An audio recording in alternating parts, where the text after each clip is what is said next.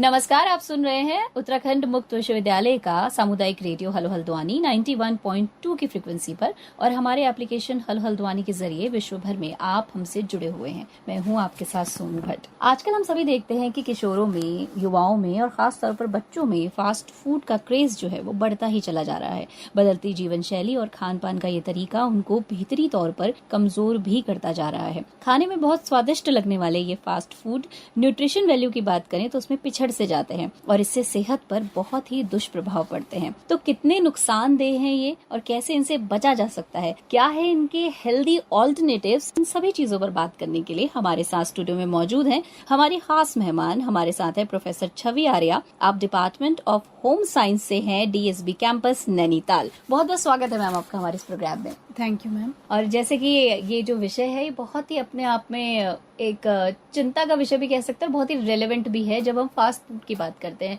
तो सबसे पहले तो बहुत ही सरल शब्दों में आपसे जानना चाहेंगे कि जंक फूड या फास्ट फूड जो हम कहते हैं वो आखिर है क्या, क्या क्या चीजें इसमें शामिल होती हैं? Thank you ma'am. पहले बताना चाहूंगी कि फास्ट फूड्स और जंक फूड्स हमारे किस प्रकार के फूड्स होते हैं। तो फास्ट फूड्स जो हैं हमारे, ये इस प्रकार के खाद्य पदार्थ हैं या फूड्स हैं जिनको बहुत शीघ्रता से बनाया जा सकता है, बहुत शीघ्रता से इनको सर्व किया जा सकता है। ये हमारे टेक अवे फॉर्म में भी आते हैं और यही कारण था कि इनका प्रचलन लगातार बढ़ता चला गया। ये खाने के लिए बहुत ही, इनके टेस्ट जो होते हैं वो बड़े अपीलिंग होते हैं, बच्चों को इनके टेस्ट वगैरह काफी पसंद आते हैं। इसी प्रकार से जो हमारे जंक फूड्स हैं, जंक फूड्स जो होते हैं ये हमारे हाईली प्रोसेस्ड फूड्स होते हैं और ये जो हमारे जंक फूड्स हैं ये पोषण की दृष्टि से बिल्कुल भी एक न्यूट्रिशनली, जिसको कहेंगे एक अच्छी चॉइस नहीं होते हैं। पोषण की दृष्टि से ये अनुपयुक्त हैं क्योंकि इनमें जो है कैलोरीज की मात्रा, शुगर्स की मात्रा, ट्रांस फैट्स की मात्रा बहुत ज्यादा होती है। इनमें कई सारे हमारे फूड एडिटिव्स वगैरह जो यूज किए जाते हैं, हालांकि ये मानव शरीर को नहीं चाहिए ताकि इनको लंबे समय तक संग्रहित करके रखा जा सके, ये खराब ना हो, इसलिए इनमें ये एडिटिव्स वगैरह डाले जाते हैं। बिल्कुल ठीक है। और आज के समय में इनके साथ साथ एक अन्य टर्मिनोलॉजी आ रही है, वो है हमारे अल्ट्रा प्रोसेस्ड फूड्स। इसके बारे में थोड़ा सा मैं बाद में डिस्कस करूंगी। एक बार अगर हम पहले आए तो ये जो हमारे दोनों ही प्रकार के भोजन हैं, चाहे फास्ट फूड्स हैं चाहे जंक फूड्स हैं, कभी कभी जो है इनको मतलब एक दूसरे के स्थान पे भी ये टर्मिनोलॉजी यूज कर ली जाती है।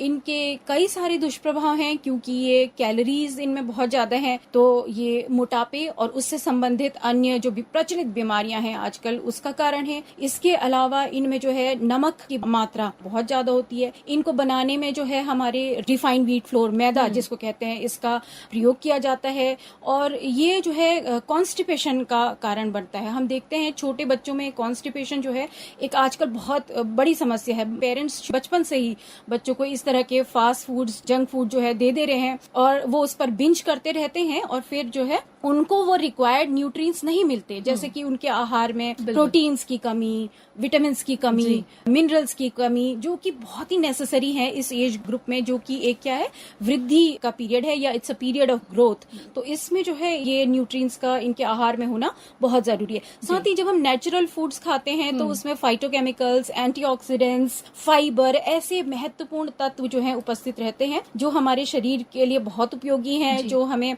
डिजीज से जो है, रोगों से सुरक्षा प्रदान करते हैं।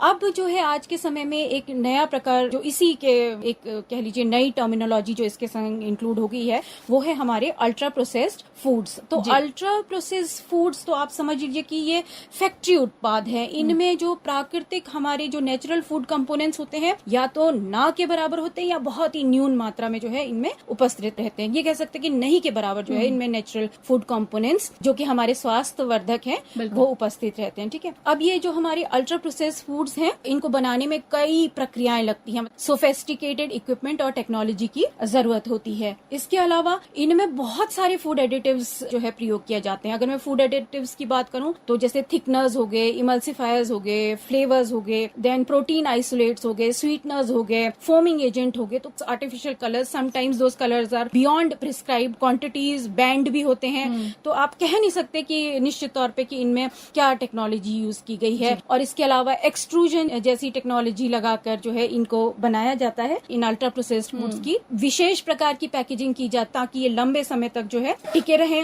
इन फूड्स की एक और क्वालिटी है कि ये हाइपर पैलेटेबल होते हैं। हाइपर पैलेटेबल का मतलब इनमें ऐसे तत्व मिलाए जाते हैं जो इनके स्वाद में बहुत ज्यादा वृद्धि कर देते हैं और इस प्रकार से कहीं ना कहीं इनका नेचर भी एडिक्टिव हो जाता है, मतलब बार बार उसको कंज्यूम करने का बच्चे का मन करता है। जितने हमारे आज के समय में ये एक्सट्रूडेड स्नैक्स हैं ये इस कैटेगरी के अंतर्गत फॉल करेंगे।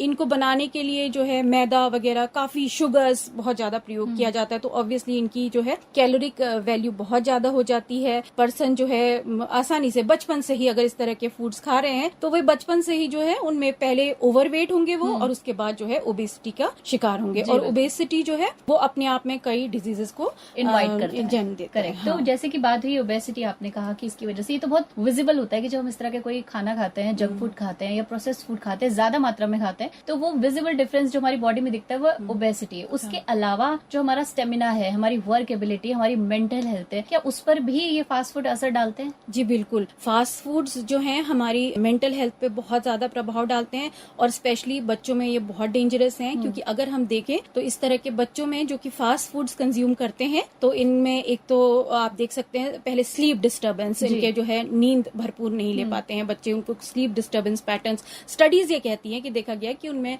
नींद की जो है समस्या देखी गई है। इसके अलावा उनमें एंजाइटी, स्ट्रेस, इस तरह के लक्षण जो है ज्यादा देखे गए हैं। कुछ शोध ये भी कहते हैं कि ये उनकी पढ़ाई पे भी जो है प्रभाव डाल रहा है, जो है अग्रेसिव टेंडेंसीज को बढ़ावा दे रहा है और उनके भीतर जो एकाग्रता है उसे भी शायद उसको भी कम कर रहा है, कॉन्सेंट्रेशन पावर को कम करता है। जी बिल्कुल। और स्टेमिना की जब हम बात करते हैं तो शायद वो उतनी एक्सरसाइज भी नहीं कर पाते हैं और इस तरह का खाना खाते रहते हैं तो उनको बहुत दिक्कत होती है आगे चलकर, क्योंकि इस तरह के फूड प्रोडक्ट्स जो बच्चे कंज्यूम कर रहे हैं तो प्राय हम क्या देखते हैं कि वो टीवी के आगे बैठे हैं और वो इस तरह के फास्ट फूड्स वगैरह कंज्यूम कर रहे हैं, सेडेंटरी लाइफस्टाइल को बचपन से ही जो है अपना चुके हैं, बाहर जाके खेलते नहीं है, तो इससे एक तो स्टेमिना नहीं डेवलप होता, दूसरी तरफ मोटापा जो है निरंतर बढ़ता रहता है। आज इंडिया क्रॉस रोड्स पे खड़ा है जहाँ पे कि क्या है डुअल बर्डन है मैलन्यूट्रिशन का, मतलब कुपोषण की दोहरी मार है। एक तरफ तो जो है बच्चा मोटापे से ग्रसित होने का भय है क्योंकि फास्ट फूड्स का प्रचलन उनमें बढ़ रहा है, दूसरी तरफ उनको वो पर्याप्त पोषक तत्व तो मिल ही नहीं पा रहे जैसे कि प्रोटीन्स हैं, विटामिन, मिनरल्स, फाइबर, फाइटोकेमिकल्स,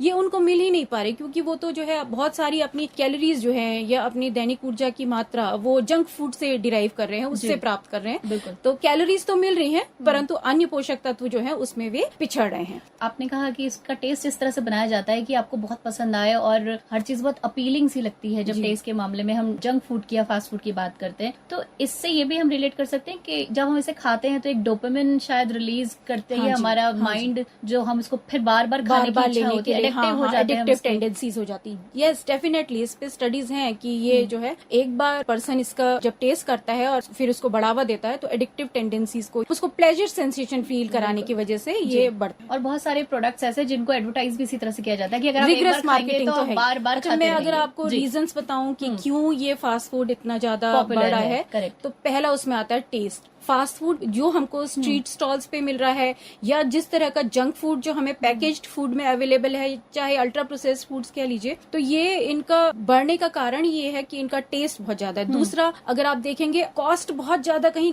बढ़ा के नहीं रखी जाती है कई ऐसे प्रोडक्ट्स की, बल्कि विद इन रीच होती है। बच्चे के पॉकेट मनी से भी वो जो है इस तरह की चीजें खरीद लेता है। पीयर प्रेशर भी होता है, मतलब साथियों का दबाव भी होता है कि चलो आज हम ये खाएंगे, तुम आज मेरे को खिलाओ, मैं कल तुम्हें खिलाऊं, इस तरह की टेंडेंसीज भी बच्चों में होती है। देन इसके अलावा जो है एडवर्टाइजमेंट बहुत रिग्रेस इनकी की जाती है। और बड़े वैश्विक स्तर पे मैं बात करूं तो जैसे हमारे अर्बनाइजेशन है, ग्लोबलाइजेशन है, इन्होंने भी फास्ट फूड को बहुत ज्यादा प्रमोट किया है। प्लस एक चीज और मैं कहना चाहूंगी कि यहाँ पे जो है पहले हमारे पास केवल हमारा जो इंडियन फास्ट फूड है वो अवेलेबल था, ठीक है, पर आज के समय में हमारे देश में कई इंटरनेशनल जायंट्स प्रवेश कर चुके हैं। इन्होंने जो है अपना पूरा जो फास्ट फूड था इसको मॉडिफाई किया है ताकि ये जो है इंडियन टेस्ट को सूट कर सके, इंडियंस इनको स्वीकारें, and they have been successful. Fast food industry जो है भारत में बहुत तेजी से ग्रोथ करती हुई इंडस्ट्री है। इसकी ग्रोथ रेट अप्रोक्सीमेटली 40% एनुअली है जी। तो ये बहुत बड़ा आंकड़ा है। और साथ ही में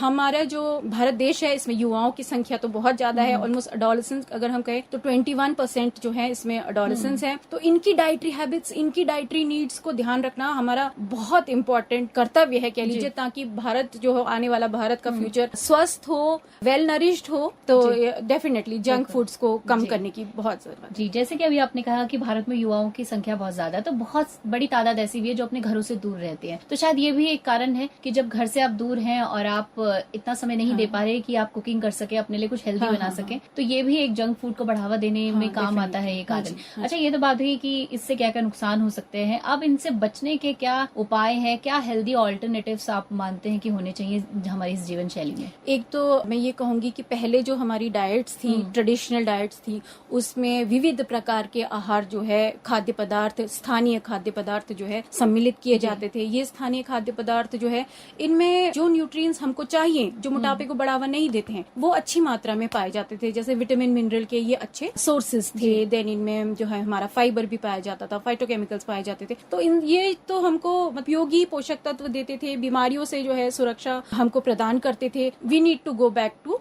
होम कुकिंग, मतलब ट्रेडिशनल खाद्य पदार्थों को अपने आहार में सम्मिलित करें, लोकल सीजनल फूड्स को जो है अपने आहार में सम्मिलित करें। इसके अलावा जो है न्यूट्रिशन एजुकेशन को बढ़ावा दिया जाए, मतलब ये जंक फूड के प्रति एक मुहिम चलाई जाए और इसको जो है सबसे मतलब न्यूनतम स्तर पे लाने का प्रयास किया जाए, या इसके जो सेवन है उसको कम से कम किया जाए। कोल्ड ड्रिंक्स एंड बिस्किट्स, इनका कंजम्पशन बहुत ज्यादा देखा गया है अध्ययनों में कि ये जो स्वीट एंड ड्रिंक्स है, ये खाली एम्प्टी कैलोरीज है, इनसे केवल और केवल ऊर्जा मिल रही है जिसकी इतनी ज्यादा अपनी रिक्वायरमेंट ना हो, क्योंकि फिजिकल एक्टिविटी भी अभी थोड़ी कम हो गई है। तो इनको जो है अवॉइड करें। हेल्दी ड्रिंक्स जो है उनके आहार में सम्मिलित किए जाएं, जैसे शिकंजी, लस्सी वगैरह। एंड बच्चे विलिंग भी हैं इनको कंज्यूम करने के लिए, अगर उनको मिलता है तो। गवर्नमेंट की तरफ से भी कुछ स्टेप्स होने चाहिए, जैसे स्कूल्स वगैरह में कैंटीन जहां इस प्रकार के जंक फूड्स खुले बिक रहे हैं। इसके अलावा स्कूल्स के आसपास भी बहुत ज्यादा जंक फूड वगैरह ना बिके, ये प्रयास होना चाहिए। यानी कि कुछ गाइडलाइंस बनाए जाने की बहुत जरूरत है और गाइडलाइंस है भी। ये गाइडलाइंस तो FASSI के हैं कि जो है स्कूल्स के भीतर कैंटीन ना हो, वहाँ के जंक फूड्स, फास्ट फूड्स ना बिके। पर अभी भी जो है कुछ स्कूल्स ऐसे हैं जहाँ पे इस तरह की कैंटीन फैसिलिटी अवेलेबल है और स्टूडेंट्स उसको यूज करते हैं। और बच्चों के आहार में थोड़ा फ्रूट्स एंड वेजिटेबल्स, इसकी मात्रा बढ़ाए। डेयरी प्रोडक्ट्स की कमी देखी गई है कई बच्चों में, इसकी क्वांटिटी भी बढ़ाई जाने की जरूरत है, क्योंकि बच्चों के लिए कैल्शियम बहुत जरूरी है, जो कि इन डेयरी प्रोडक्ट से हमको मिलता है। अच्छा, ये जो हमारे जंक फूड्स, फास्ट फूड है, ये न केवल ओबेसिटी को बढ़ा रहे हैं, परंतु अन्य संबंधित जिनको हम कहते हैं NCDs, नॉन कम्युनिकेबल डिजीजेस, ये इनसे होने की संभावना ज्यादा रहती है। जैसे ओबेसिटी है तो वो NCDs से रिलेटेड है, जैसे डायबिटीज हो गया, हमारा हृदय रोग हो गया, हाइपरटेंशन हो गया। इवन बहुत ज्यादा कंज्यूम कर रहे हैं तो कुछ स्टडीज तो ये तक कहती हैं कि कैंसर तक को जो है इस तरह का फूड बढ़ावा दे रहा है या उत्पन्न कर सकता है। तो कहीं ना कहीं जो बदलता हुआ समय है, बदलता हुआ समाज है, उसने इस फूड पैटर्न को भी चेंज कर दिया है और हमें इसको शायद फिर से एक संतुलित करना बहुत जरूरी है एक रूप में। बहुत शुक्रिया मैम, आप स्टूडियो आए और इतना सब आपने हमें बताया कि किस तरह से हम एक अच्छे स्वास्थ्य को पा सकते हैं अगर हम जंक फूड और फास्ट फूड को अपनी जीवन शैली से विदा कर दें। तो बहुत शुक्रिया। हमारे सभी सुनने वालों को हम बता देते हैं, हमारे साथ अभी जो मौजूद रही मेहमान के रूप में वो professor Chhavi Arya, department of home science, DSB campus Nainital से, जिन्होंने हमें इतनी सारी जानकारी दी अच्छे स्वास्थ्य को प्राप्त करने के लिए हमें क्या कुछ करना चाहिए। बहुत शुक्रिया मैम, आप studio. Thank you so much ma'am. Thank you.